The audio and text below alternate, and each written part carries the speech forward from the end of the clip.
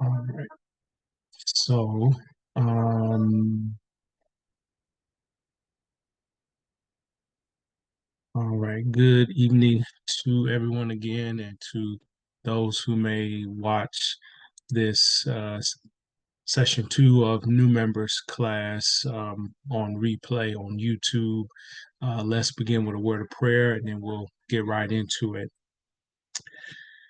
Gracious God, our Father, we're grateful that you have brought us together again in this setting that we call New Members Class so that we may share, God, so that your people will be edified, strengthened, will know what it is that they have decided to get themselves into, what commitment they've made, and to uh, discover life within the church that we call the Christian Methodist Episcopal Church. We give you thanks for it, for its history and legacy, and the shoulders of those on whom we stand.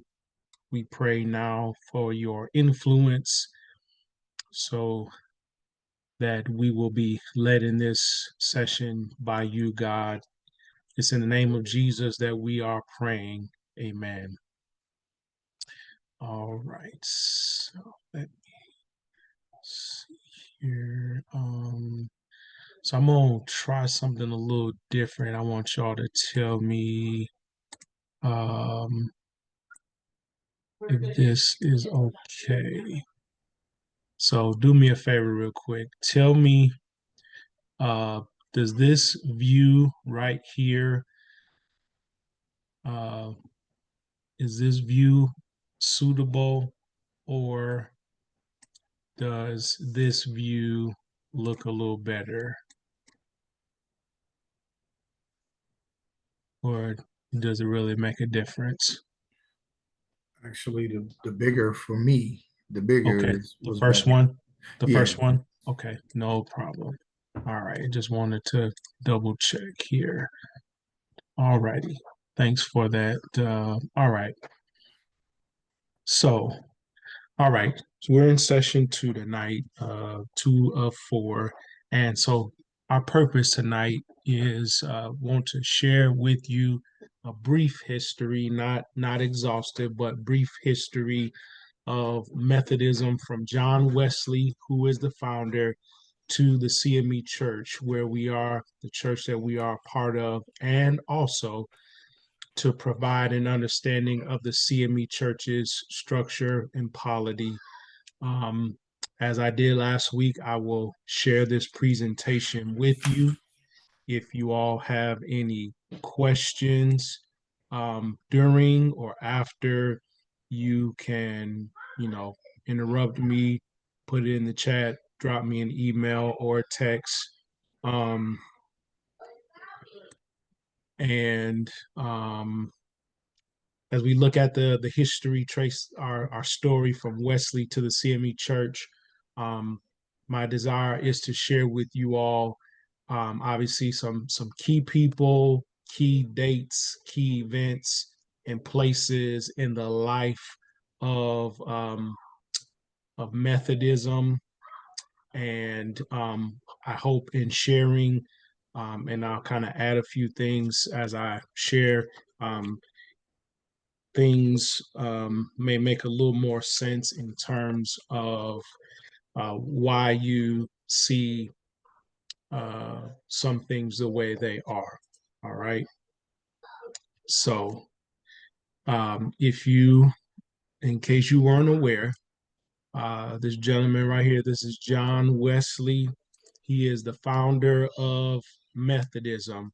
So, any church that is a part of the Wesleyan family. So that would be the United Methodist Church, the Global Methodist Church, the AME Church, AME Zion, um, CME Church, some of the holiness churches kind of descend, but then there's also the Free Methodists, and the church called the Wesleyan Church, um, and some others are traced their line back to this gentleman John Wesley, who's the founder of this movement. He was one of the sons of Samuel and Susanna Wesley. He's born June 17, 1703, um, in Lincolnshire, in the Epworth Parsonage. And so, if you know anything about Methodism, you know there was something called the Epworth League.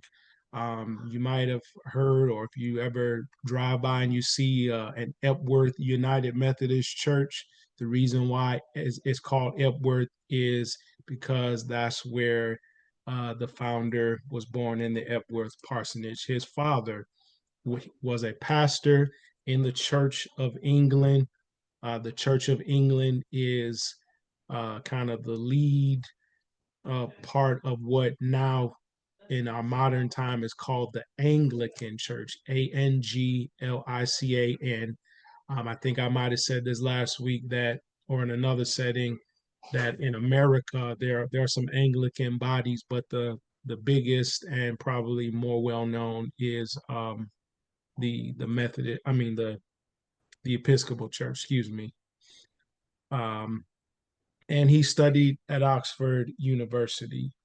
Um, he was raised in a very kind of strict Christian household, and while at Oxford, he the Methodist movement begins on the campus of Oxford University when John assumes leadership of this group called the Holy Club. And what the Holy Club was, a religious group, actually, uh, source says, started by his brother Charles. And the purpose of the students who gathered in this group called the Holy Club is that they would get together to study the Bible and worship together for their mutual encouragement and growth. Among the practices of this group were visiting and working with prisoners and the poor, distributing food, clothes, medicine, books, and running a school. And the reason why we're called Methodists is because people outside of this group observed their behavior, and they derogatorily called them Methodists because of their emphasis on methodical study and devotion. They also were called Bible moths. Even the Holy Club kind of, when we joke about people being holier than thou, people kind of view these students as kind of holier than thou from the rest of the group. And so that's why they called them the Holy Club. Okay. And so John Wesley did not intend to start a separate denomination. What he wanted to do was kind of create revival within the church that he was a part of. He decided himself to become a minister in the Church of England. And then later on down the line, when different things happen and take shape, they form their own denomination. It's on May 24th, 1738. Wesley has what modern folks call the Aldersgate experience. So again, there are tons of Aldersgate United Methodist Church. Why? Because it's the Aldersgate experience where this well-known um, saying of Wesley, he says when he listened to this sermon at Aldersgate, his heart was strangely warmed. And so, if you ever hear someone mention Wesley talking about his heart strangely warmed, it was at Aldersgate where that happened. And it was here where, in his words, he was given saving faith. Okay. Saving faith. This gentleman is Charles Wesley, one of John's brothers. In this case, he was younger. You can't tell the story of Methodism without talking about Charles Wesley, and the reason being, yes, he was a part of the Holy Club, but and he, is working alongside his brother. But what he's most known for is he, in essence, kind of is known for writing the soundtrack of Methodism. He wrote over 6,000 hymns, which became the music of Methodism, and even to this day are still sung in churches that are part of the Methodist and Wesleyan tradition. So if you were to go to a United Methodist church where there's a United Methodist hymnal, the over a majority of those, or a significant number, are going to be written by Charles. In our hymnal, the CME hymnal, we have some Wesleyan hymns. The one that comes to mind is "Oh, for a thousand tongues to sing my great Redeemer's praise, the glories of my God and King, the triumphs of his grace." That hymn, "Oh, for a thousand tongues to sing," is one that is written by Charles Wesley. So Methodism comes to America. This gentleman is named Robert Strawbridge. Methodism crosses the Atlantic Ocean and comes to America through two lay preachers from Ireland. By this time, Methodism has the movement has spread from England to Ireland and kind of surrounding areas there. And this gentleman was converted through John Wesley's preaching. He came to America in 1760 and he settled in Frederick County, Maryland. He starts preaching the doctrines and teachings of Methodism out of his home. And so his home becomes known as the cradle of American Methodism. So he wasn't educated. He hadn't gone to university like Wesley to be a preacher. He wasn't even ordained. So he would, in essence, he was the same as you all. I'm an ordained clergy. I went to seminary. You all are lay people, not ordained, and so he was like one of you all, a pew person, if you will, and he comes over and starts preaching, and that's the seed that gets the movement going here in America. This gentleman is Francis Asbury. Um, there's a school in Kentucky, I believe it's Wilmore, Kentucky, uh, Asbury Seminary, and I think it's Asbury College. His name is this guy. If you ever see an Asbury United Methodist, anything Asbury, it's Francis Asbury, who in 1771 in England, somebody asked the question, who will go to America? This gentleman, Francis Asbury, volunteers, and Wesley appoints him general superintendent of the work in America. And, many sources consider him to be the father of American Methodism. Then this gentleman, Thomas Rankin, on July 14, 1773, he calls together or convenes what is known as the First Annual Conference of American Methodism in Philadelphia. He's appointed by John Wesley to succeed Francis Asbury as the general superintendent of the work in America. And it's at this annual conference that the group decides that they would be subordinate to Wesley and the Church of England. Okay.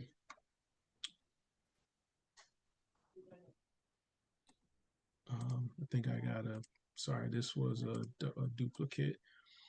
Then on December 24th, 1784. Pastor, can I interrupt you? Yes, sir. What does that mean?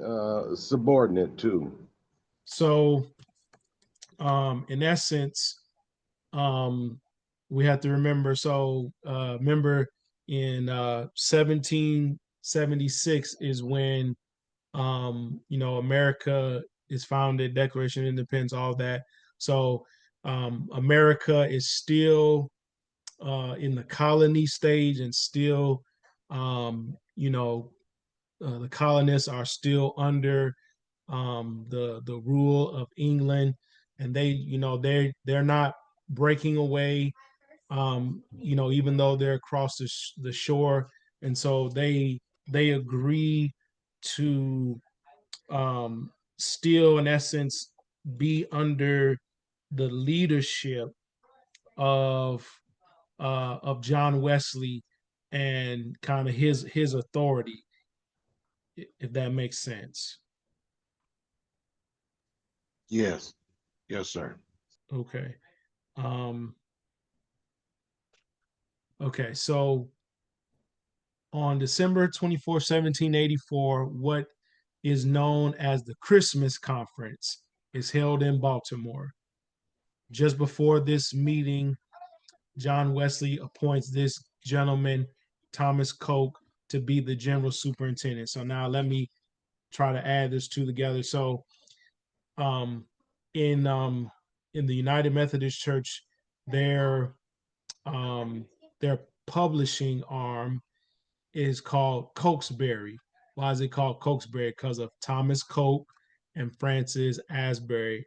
So if you see anything Methodist related and it's got the name Cokesbury, it's because of this guy Thomas Coke and Francis Asbury, who were um, leaders in the Methodist movement in America.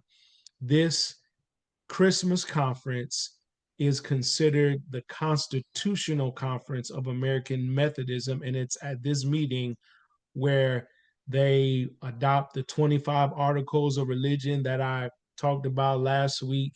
And then Methodism actually transcends from a movement into an actual church, an institution, with the formation of what is known as the Methodist Episcopal Church in America.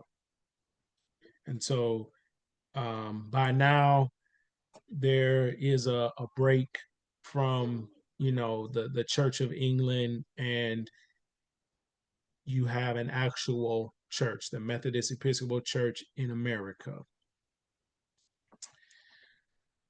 And if we know some things about American history and about our history as African descended people on the shore, we know that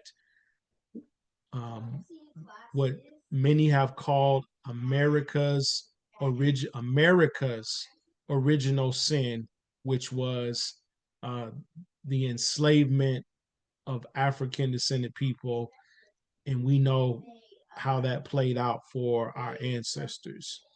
So in 1844, the General Conference of the Methodist Episcopal Church is held in New York, and it's in this General Conference where the issue of slavery divides the church, because you have members who are live up in the north, who are challenging Southern bishops over their owning slaves. And what they say is that the owning of slaves is inconsistent with Christianity and with their office as a bishop. And we know what happens between 1861 and 1865. The Civil War happens, and we know that Civil War happens because of the issue of slavery, right? The South wanted to keep that institution The North, you know, did not, and that showed up in the life of the church. And so what happens is at this conference, a resolution passed that ends up turning into a plan of separation, which calls for the Southern slaveholding states' annual conferences to form their own body that becomes known as the Methodist Episcopal Church South. And so here, post this general conference, we have the Methodist Episcopal Church North, the Methodist Episcopal Church South. Why? Because some Christians wanted to keep their slaves, and so the church divided over the issue of slavery. In 1866, shortly after the close of the Civil War, the Methodist Episcopal Church South, this body of that's made up of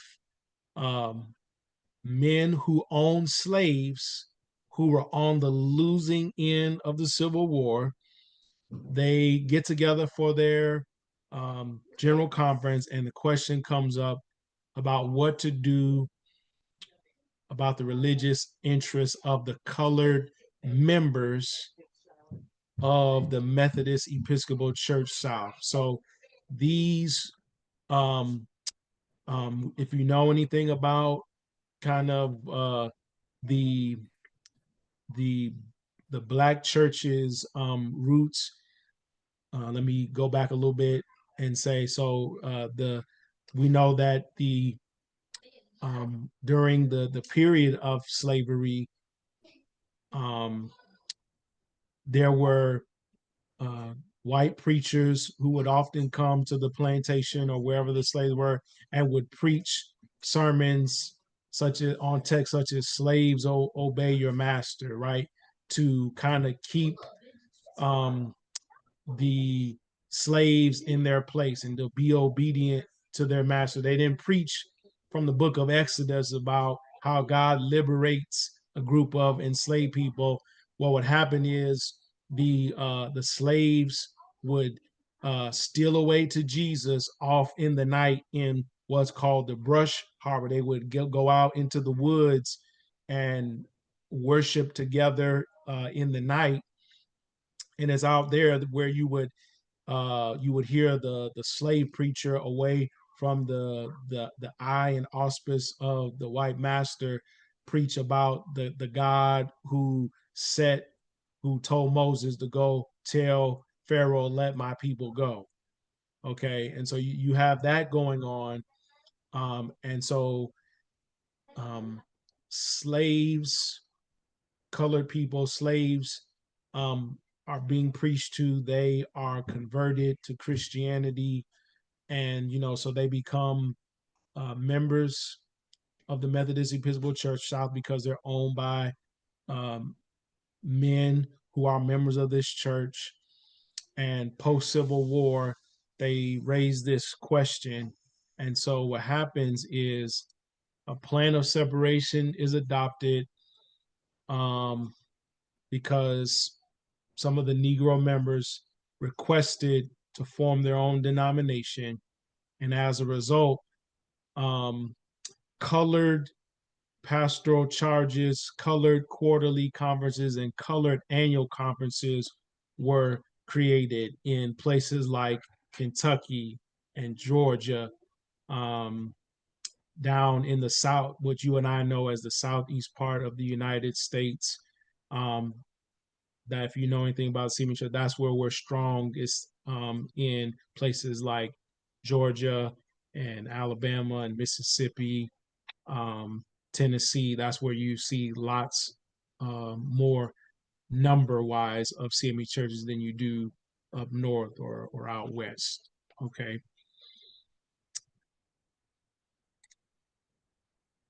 Then on December 16th, 1870, in Jackson, Tennessee, the organizing general conference for the coloreds is held, and it's in Jackson on this date that the CME Church is formed with the name the Colored Methodist Episcopal Church in America. 41 men who were former slaves, Maybe. about 5 years removed from their enslavement, began to organize their own denomination, with assistance from a couple of white bishops, one of whom had the last name Payne, which is where Payne College comes from. We'll talk about that a little bit. And it's at this meeting on December 16th, 1870, where the first two bishops of the CME Church are elected by this body and ordained. Show you a picture in a minute. The first CME Church is in Jackson, Tennessee. It was originally called Liberty Station because of the street it was on. And now, if you go to Jackson, Tennessee, there is a CME church called Mother Liberty. And it's called Mother Liberty because it was the very first CME church. Brother Johnson, I believe you know something about that place, don't you? I'm trying to mute it. Yes, sir. I do. I've attended service there many times. Even when I attended Lane, as well as I'm sure Sister Val did also. But we would go to St. Paul, I think. Yep. That was what was right there on campus. Yep. So St. Paul CME Church is the one that's on campus. Mother Liberty is a little ways away, but it was the very first CME church. So the first two CME bishops were gentleman William Henry Miles. Both of these are pictures of Bishop Miles. He's from Kentucky. If you ever Miles College, if you ever go anywhere and there's a CME church, a Miles Chapel, Miles CME church, is because of this guy right here, the very first bishop of the CME church. I struggled to find a picture of Bishop Richard H. Vanderhorst. He was the second bishop elected. Little side note, if you go to our CME church in Mount Sterling in Kentucky, which is called Keys Tabernacle, at Keys Tabernacle, their lectern, if you will, that's in the pulpit, is the original one that Bishop Miles preached from, and they have it there in their pulpit that they use. It's a brown wooden, dark brown wooden lectern, and that's the one that he himself preached from. In May of 1954, at the General Conference, the body votes to change the name from Colored Methodist Episcopal Church to the Christian Methodist Episcopal Church. The CME Church is the only independent Black Methodist body that was organized with the full cooperation, support, and with the ecclesiastical and legal authority of the white denomination out of which it came. So I'm going to mention this in a moment. And the three largest Black Methodist bodies in the U.S. are the African Methodist Episcopal Church, AME Church, the African Methodist Episcopal Zion Church, AME Zion, and the CME Church. So out of those three, we are the only ones who didn't leave in protest. But we petitioned, we asked, our founders asked to start their own body. The not white denomination, the Methodist Episcopal Church South, agreed. And so at that organizing general conference in December 16, 1870, the bishops who were kind of over that work, helped to kind of set us up. Okay. Now, some people here recently, The other weekend, I went to a funeral service up in Cleveland for a retired CME pastor. He was in his 90s. He was my dad's father in the ministry.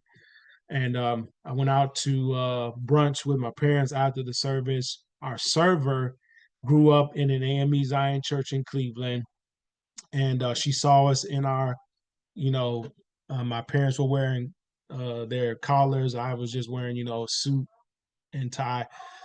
We're standing out from everybody else in the restaurant, and she clearly knows we're clergy or we go to church. So she asks us what church we're a part of, and we tell her the CME church, and she's like, "Oh well, I grew up in Bethel AME Zion Church here in Cleveland." And she's like, "Well, what's the difference?" So you may have wondered what's the difference. Folks who have never heard of CME, but they may have heard of AME, or AME Zion. Just depends on what part of the country you're from, because um, these bodies are stronger in certain areas of the country. Like if you were to go to North Carolina, or you're gonna go on the East Coast, you will see a lot of AME Zion churches. And then if you're in other places, um, you'll see more AME churches. So the question that some people ask, what's the difference between these three bodies? And the simple answer is that there's very little difference in basic doctrines and polity, how the churches are governed and set up. There's very little difference between the three. The primary difference between the three is how each church came into being and the circumstances of their organization. And as I've said, these three are the largest three Black Methodist denominations in the U.S. The AME Church was formed by Negroes who withdrew in protest from what was known as St. George Methodist Episcopal Church in Philadelphia. One of these individuals was Richard Allen, who becomes the first bishop. And what happened, the story goes, is that during this time, again, this thing about the history, folks were still sat separate. So colored had to sit up in the balcony, and whites could sit down on the main floor. Um, they did not take communion together. Whites went first, then colored. They couldn't pray together at the altar. Whites go first, then colored separate. And so what happened is one day, a group of Negro people are come down and they're praying at the altar, and they were pulled up from the altar and said, "You guys you can't do that." And so because they dealt with discrimination, they decided to leave in protest. They start what's called originally the Free African Society, and from that group, that Free African Society develops the AME Church. And so, if you ever see an Allen, in the AME Church, they have the Sons of Allen. That's like a men's ministry. If you see an Allen Temple or an Allen Chapel, that's because of Richard Allen, who's um, the first bishop of the AME Church. And then from the St. John Street Methodist Episcopal Church in New York City, a group is discriminated against there, and they, in protest, what they do, because of that, they decide they want their own kind of colored charges and colored conferences. And the Methodist Episcopal Church body says no. And so this group leaves, starts their own church, the first of which was called Zion. And a guy by the name of James Varick is elected the first bishop of the AME Zion Church. And so the difference is in how they're formed. AME Zion founders left white Methodist bodies in protest because they experienced discrimination because of the law of the land. the founders of the CME Church did not leave their body, but they asked to leave and were given permission and were set off. We're not going to go into it tonight because this is brief, but if you were to look at some history when in the early days of the CME Church, when these two bodies are, have already got a head start, there's competition amongst the three for members and property, but that's another story for another day. Okay, so that is kind of the brief history in a nutshell of some key people and places from Wesley to the CME Church.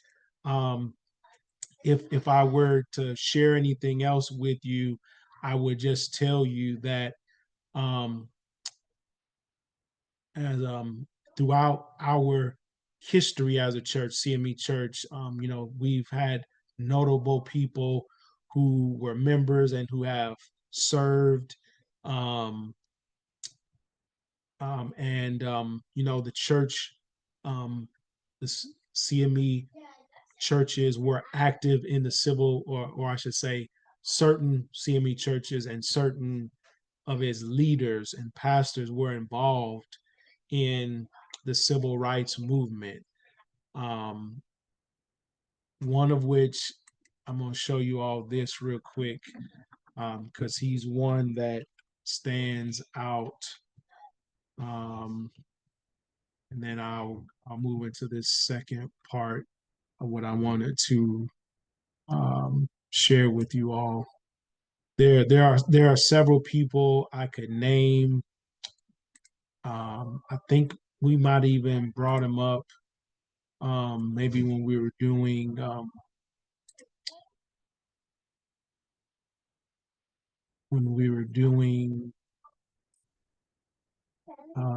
Black History. Okay, let me. Okay, got to make sure I don't lose you all. I'm on this computer. Okay, so one I just want to highlight. This gentleman right here, this light-skinned gentleman is a gentleman by the name of Reverend Jesse Douglas. You'll see in this picture, he's locked arms with Dr. King, John Lewis, and Ralph Abernathy in this march. And so he was a CME preacher and pastor who was involved. There are others, Bishop Joseph A. Johnson, who was the first Black person to graduate with a PhD from Vanderbilt. He became a bishop in the CME Church. One of my instructors who served as a pastor in Dayton, Reverend Dr. Love Henry Welcho, who also pastored in Birmingham. He was involved and others. So if we were to, just kind of focus on the CME Church's involvement, I could share with you all some others, but for time's sake, to stay on track, I won't. But that's the history piece. Any questions about any of that brief history from Wesley to the CME Church before I move into the second half here? Hey, Pastor. Yes, sir. I is a couple of slides back. I seen a name, Carmichael Crutchfield. Now, who Yes, is sir. that gentleman? So Dr. Carmichael Crutchfield, I was quoting him. He is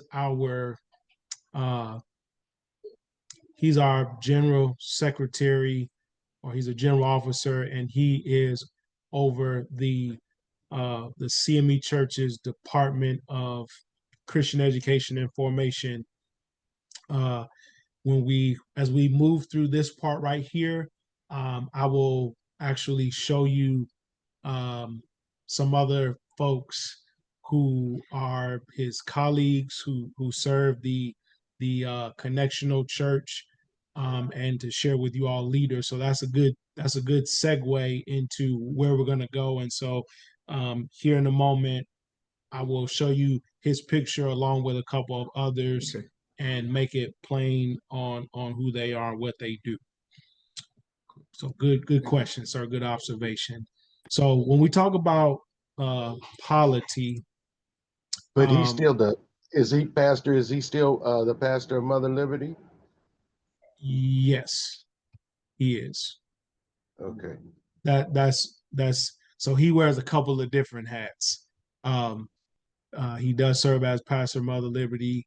He is the general secretary of the Department of Christian Education Formation, and then not related to our church, but he's a seminary instructor at Memphis Theological Seminary in Christian Education. Um, but our church is a connectional church, which means that all local congregations are interrelated through um, the larger church. Um, when we talk about church polity, there are three different types of polity: Episcopal polity, which is what we are; Presbyterian polity; and then congregational polity. And when we talk about polity, that's simply that's a fancy word for uh, the operational and governance structure of a church or Christian denomination. So when we talk about Episcopal polity, that is a reference to bishops, is related to the Greek word episkopos, which in the New Testament, depending on some of your versions, is translated overseer. Um, so if you see that word overseer, it's the Greek word episkopos, and that's where we get our bishop from, or why you see some people in the modern church, they call themselves overseer, whoever they are. The authority when in an episcopal polity governed body rests with the bishops, who are, elected and consecrated, and bishops oversee clergy and congregations within geographical regions known as dioceses, like the Catholic Church or the Episcopal Church, or a district, um, which is what we have. Most of the three Black Methodist bodies are set up in Episcopal districts. Within these boundaries include multiple congregations or parishes, and one of the responsibilities of the bishop, one of the powers that they have, is that they ordain clergy. So if you go to an annual conference, that's where clergy are ordained, people who, like myself, has said, who felt a call to the preaching ministry or to the ministry. Um, you have to go to the annual conference. That's where the bishop lays his or her hands on you and sets you apart for the work. And that's where, at the annual conference, or as part of the polity, that the bishop has the power to appoint pastors to congregations. And so that's how I got to Metropolitan, is that our Bishop Thomas, he made that my Metropolitan my pastoral assignment. Just like that's how all the other pastors in the church get to wherever they are, is that bishop assigns them to that congregation, and that's how in the Catholic Church and the Episcopal Church, that and the United Methodist Church, Global Methodist, they're assigned by bishops. When you talk about a congregational polity, church that subscribes to that form of governance governs itself. Each congregation is independent of other ones. Other congregations are invited to ordain pastors who are called to serve as preachers and pastors, and the authority rests with the congregation. So these are a Baptist church is a congregational polity, because even though they might be a member of the National Baptist Convention in America, there's no bishop. Each each Baptist church governs its own self. They're independent of others. And, you know, if you're going to be a preacher in that tradition, you have to go before a body of that's made up of other pastors, maybe nearby, who do the ordaining. And, you know, the congregation can call the pastor to serve. They can tell the pastor, we no longer want you, no longer need your services. They can vote to do that. That's a um, congregational type of polity. And then you have the Presbyterian polity, which is where um, a body is governed by synods or general assembly. So if you were a member of a Lutheran church, they have synods. If you're a member of the Presbyterian Church USA, they have synods. The I remember the Disciples of Christ Christian Church, the United Church of Christ, they have assemblies. A moderator is elected by and from the General Assembly. So the Presbyterian Church USA has a moderator that's elected by their body. And if you are a minister, a preacher, you are called a teaching elder or a minister of the word and sacrament. And they are members of a session and they preside over the session. And then within this style of governance, some lay members are ruling elders elected by their congregation, and each congregation has a council that has authority over its members. So again, the one that I know of the most is Presbyterian Church USA. You'll have some of my seminary instructors who were Presbyterian. They were ministers of word and sacrament. Why? Because they were the pastor and they were the ones who would serve the communion and perform baptisms and do funerals. Those are those folks. And then they would have the lay people who would be ruling elders um, who are members of that council of that church. So those are the three types. Again, we are an Episcopal church, so we subscribe to an Episcopal kind of polity. Within the CME church, we're led by bishops, which is if we kind of think of it in terms of like American government, where we know the president is the executive branch, Congress is the legislative branch, and the courts are the judicial branch.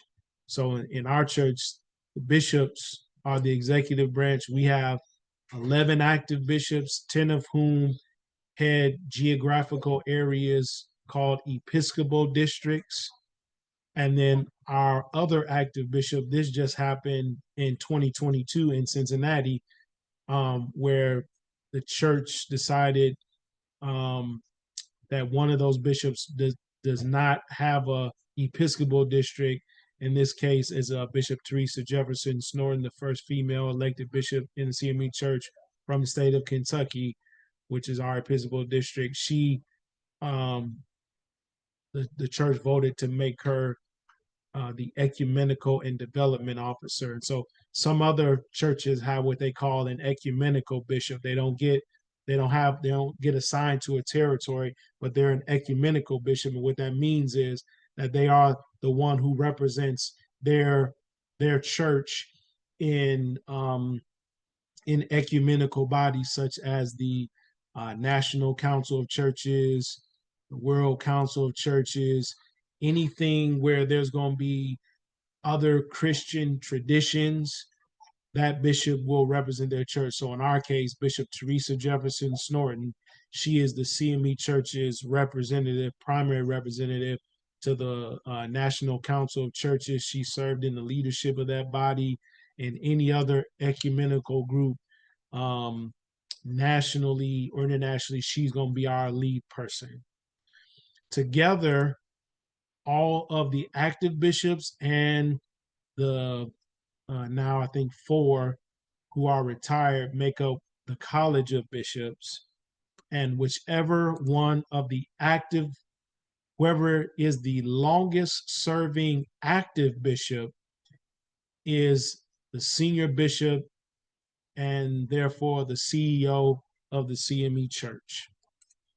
We have 45 regions, formerly called annual conferences, located in the United States, Africa, Haiti, and Jamaica. If you own a book of discipline and you went to chapter 59, you would see the names of these, the names and the boundaries of these regions. The connectional ministry Pastor, excuse me, yeah. Pastor, excuse me, who is a senior bishop, current uh, senior bishop? I'm going to show you in a moment. Let me Okay, get my bad. through. Okay. No, you're okay. Let me get through this slide and the next slide, and I'm going to show you all pictures, and so you can see these people. The connectional ministry and administration of the church are led by what we call general officers or general secretary, who are elected by the general conference. We're going to talk about the general conference here in a moment.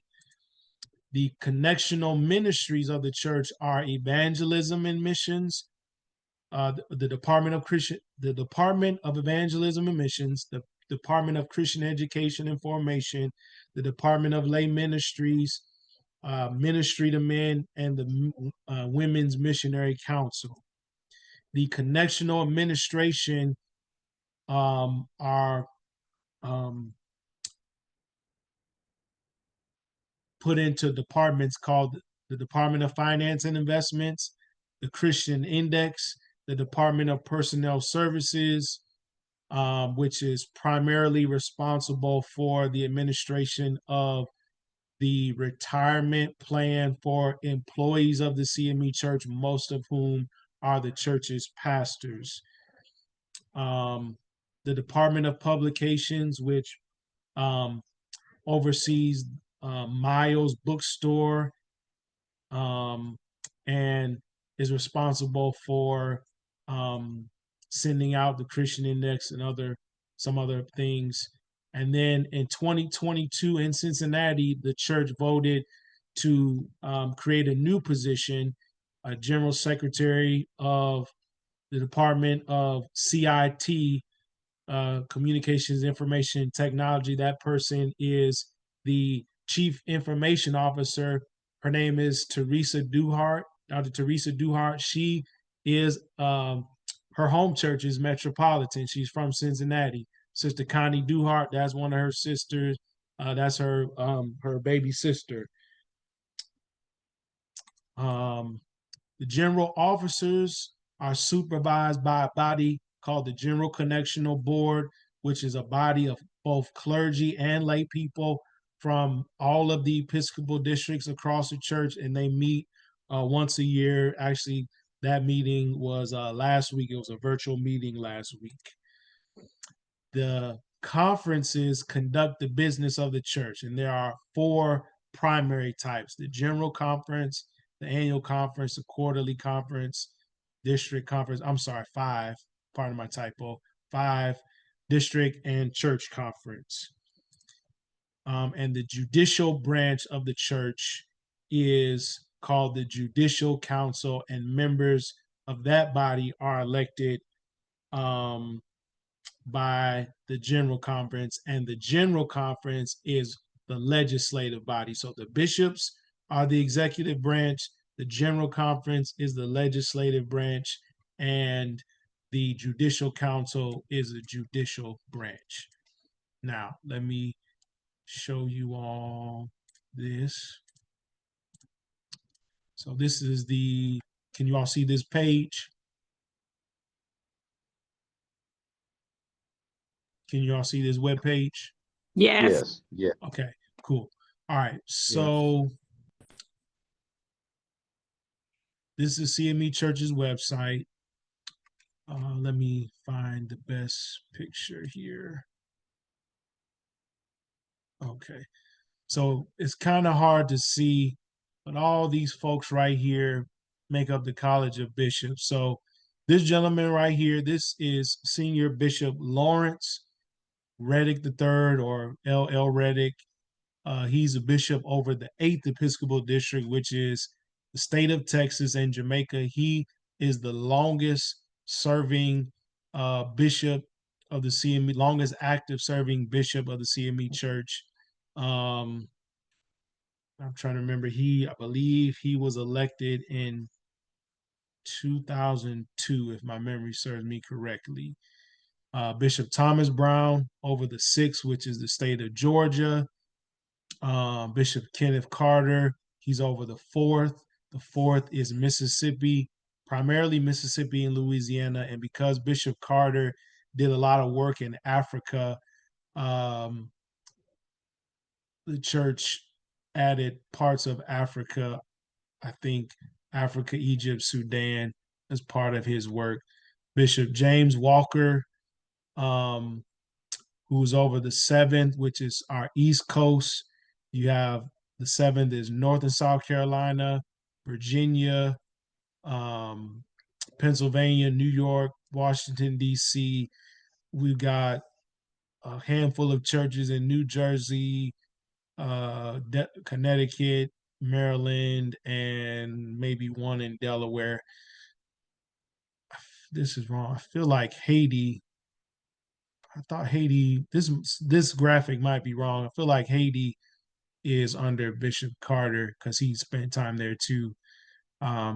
Bishop Sylvester Williams Sr. has the 3rd district, which is Illinois, Michigan, the northern half of Indiana, like Gary area, um, Wisconsin, um, Colorado, Nebraska, Kansas, Missouri. We may have 1 or 2 in Iowa, maybe 1 in Minnesota. Not that many up there. Bishop Teresa Snorin. She's the first female elected bishop in the CME Church in 2010. She's from here in the 2nd Kentucky. She's the one I was talking about. That is the ecumenical and development officer.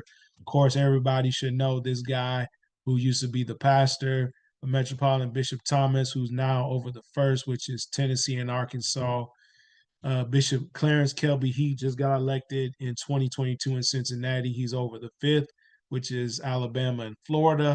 Of course, our bishop, Bishop Denise Aaron Modis, the 2nd is all of Ohio, all of Kentucky, and basically the Indianapolis area and Evansville down in Southwest Indiana.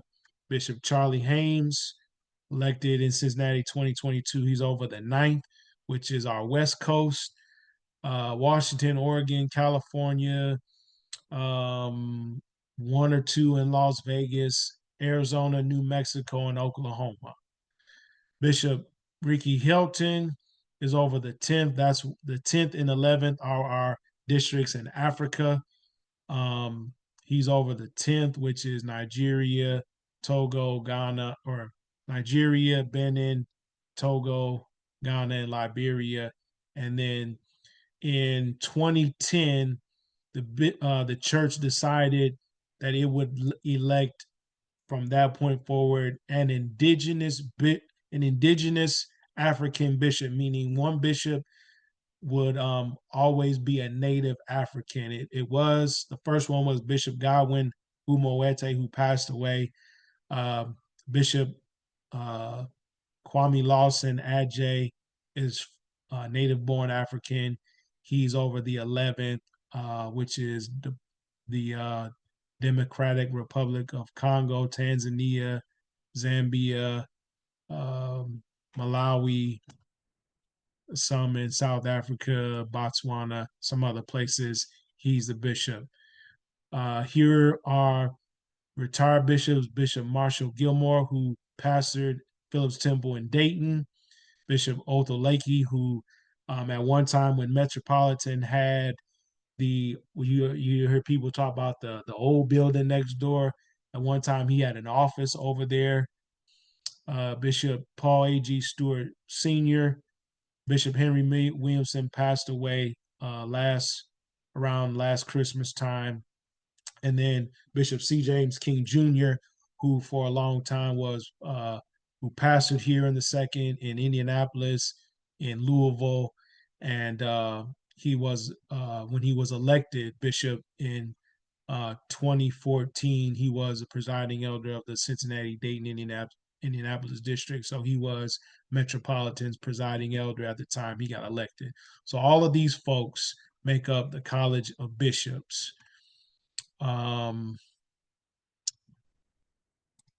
Here are the general officers. All of these folks, some of them are retired. So here's Dr. Crutchfield, Brother Rucker. He's the General Secretary of the Department of Christian Education.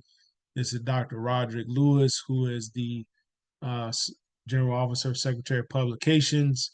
Dr. Orr Spraggan, who is the editor of the Christian Index. His sister is Reverend Dr. Lydia Spraggan, our pastor in Pittsburgh. This is Dr. Victor Taylor. He is the Secretary of the Department of Finance and Investments. Reverend Dr. Leon Moore, who leads the Department of Evangelism and Missions. This is Dr. Jacqueline Scott, the International President of the Women's Missionary Council. And I would note, whoever is the president of the Women's Missionary Council is not elected by the General Conference. This person, whoever holds this office, is elected by the missionaries. This is Reverend Reginald Barnes, who heads personnel services. He was, for a while, the pastor of Brown Memorial CME Church in Louisville when Bishop Thomas was here. This is Mr. Anthony Smokes, who leads the Department of Ministry to Men. Dr. Shannon Falk, who leads the Department of Lay Ministries. And then this is our own Dr. Teresa Duhart, who is the Chief Information Officer. These folks are the retired general officers. Dr. William George used to be over publications. Dr. Tyrone Davis, who is from this way, used to lead personnel services. Dr. Leo Pinkett used to lead ministry to men. Dr. Clifford Harris used to lead lay ministry. Dr. Jeanette Bulknight is a retired executive secretary. This lady right here is Dr. Panay Woods. She's the chief administrative officer. In 2022, the church voted. We used to elect a general secretary. Our sister, attorney Juanita Bryant, who's a member of Lane Metropolitan in Cleveland, for a number of years was the executive secretary of the CME Church. In 2022, voted to make that position called the chief administrative officer. And so she primarily is responsible for organizing national meetings and doing other things kind of directed by the bishop. So that's Dr. Panay Woods. So all of those folks make up the general officers. And then these are the folks who are elected and they make up the Judicial Council. Attorney Bernard Snell, Reverend Russell Fuller, Attorney Shirley Beyer, Reverend Roland Johnson, Reverend Dr. James Morris, who's our brother here in a second. He's pastoring St. John CME Church in Akron. Dr. Linda Brown Wright, who's also a member of the second. She's now in, her background is in educational administration. She works at Wilberforce University now. Attorney J. Riche Pearson, Dr. Terry Dyer, and then presiding elder Kevin Agee. So these 9 folks make up the Judicial Council of the church. I think that is it. Yeah, so if you were to go to the church's website, you can see this, anything else there. Um, let me see where I'm at because I know I'm over here. Okay, I'm gonna make it through this real quick, and then I'm gonna let you all get out of here. Okay, to finish up, so talked about the conferences and their work. So I mentioned the general conference. This body meets once every 4 years. The next one is going to be in 2026 in Dallas. It's composed of delegates who are elected by their annual conference. Half of the delegates are clergy and half are lay. Clergy are elected by clergy and lay by lay. This is the legislative body. At this meeting is where the body gathers to, approve, vote up, vote down, laws and regulations of the church. Bishops and general officers are elected at this meeting by this body. And again, this is the legislative branch. An annual conference is a yearly meeting of ministers who are members of it, together with lay representation elected to it within a region that consists of all the pastoral charges. So we're, let me not jump ahead of myself. Any minister, so like myself, I'm not a member of a church. I'm a member of an annual conference. Any pastor is a member of an annual conference. So any active pastor or retired pastor who are in full connection, along with any probationary ministers or ministers on trial, they're ministerial members of an annual conference, and the lay members of an annual conference are elected. So when you hear us talk about we need to elect our delegates to represent Metropolitan at the annual conference, this is what we're talking about. This conference meets once a year for us up here. It's in July, and it's presided over by whoever the presiding bishop is of the district. The quarterly conference meets anywhere usually from 2 to 4 times per year to give leadership to local churches. It's made up of all the officers of a local church, the pastor, and any local preachers, and whoever is the presiding elder over a particular district presides over the quarterly conference. So you heard me for the last several weeks talk about Elder Agnew was coming for quarterly conference. This is what we're talking about. The district conference meets once a year within a presiding elders district, consists of a group of delegates who are elected from their local churches, and a presiding elder also presides over this district conference. So when you hear me talk about the Cincinnati, Dayton, Indianapolis district conference, this is what we're talking about right here. Then we have the church conference, which you hear me talk about. This body meets once a month. It's where if we're going to put a policy in place, if we're going to take a course of action, this is where we meet to vote on those actions or policies. Anybody who's a member of Metropolitan or anybody who's a member of another CME church is a member of the church conference. And then it's led by the pastor or whoever the pastor designates to lead it. So as far as Metropolitan is concerned, we're part of the Second Episcopal District, which consists of all the state or the state of Ohio, Kentucky, and basically the Indianapolis vicinity. There's a church in Terre Haute, and Southern, which is Evansville, and then there's a church in Pittsburgh. There used to be a couple of churches in Pittsburgh. There used to be 1 or 2 in West Virginia. That was all the second. Our presiding bishop is Bishop Denise Anders Modis. Our congregation is a part of the Ohio Central Indiana region, which includes all of the CME churches in Ohio, Indianapolis vicinity, and Pittsburgh. And then we are a part of the Cincinnati, Dayton, Indianapolis district, and our presiding elder is Reverend Dr. Leisha Agnew. As a connection, we because one of the CME churches has always had a strong emphasis on education. You know, people who were former slaves didn't have education. The members recognized the need to educate Black people, and that's why throughout its history, I believe the church has started. I think it's been around about 15 institutions of higher learning.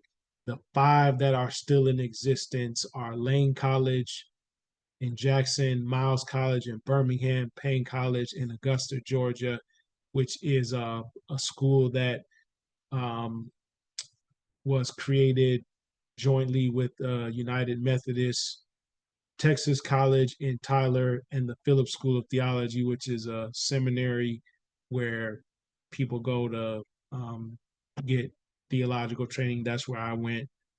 You see the logos there. Of course, our own brother Johnson and sister Valerie are Laneites. There's some other folks up this way who are Laneites and Myleans, as they call them.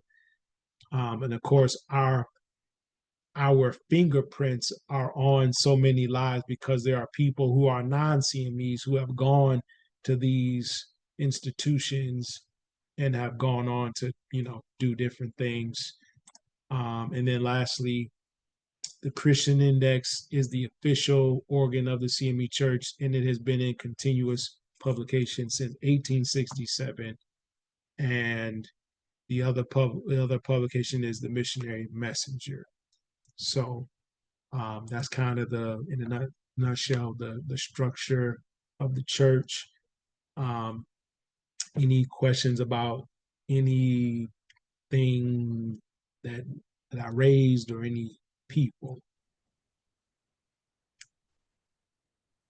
And Sister Carolyn Johnson is a Lane graduate also. That's right. Pardon, tell Sister Carolyn, pardon. Yep, Sister Carolyn Johnson is also a Lanite. Yeah. You good, Brother Daryl? I'm fine. I'm fine. Okay. I'm just taking in all the education. But bless you. So, cool. Well, if you guys are good, I'm good. I will email you all this presentation. Of course, I uploaded this video to the YouTube channel. So if you desire to go back and watch again or watch a portion, it'll be out there. Last week's is out there. If you need to go out there and look at that again. Again, if you got any questions when you get it, email, drop me a text. Glad here to answer any questions about our church. At some point, maybe we'll do some more talking about the CME Church's history and role in the civil rights movement, because it is a great legacy. Quiet as it's kept, we don't get a whole lot of press and fanfare, but I tell you the truth that CMEs have been on the front lines doing in its history, doing great work for African American folks.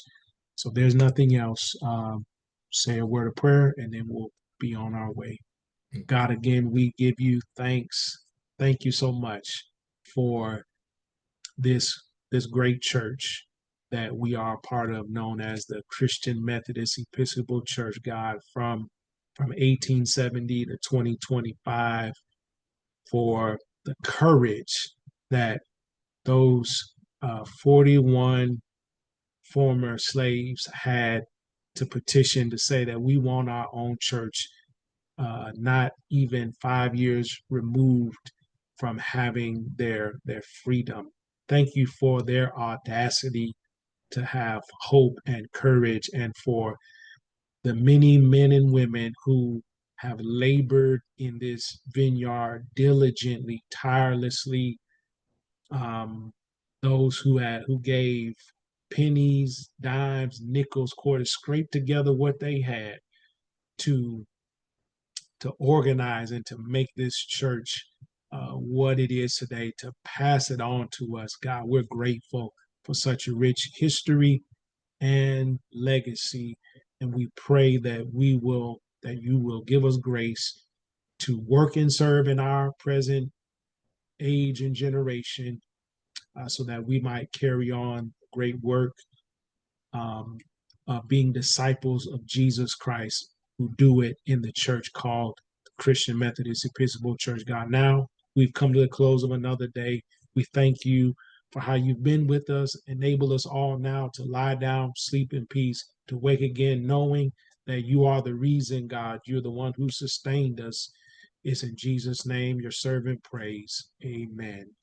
Amen. Thank you all. You all have a good night, and we'll see you soon. All right, good night.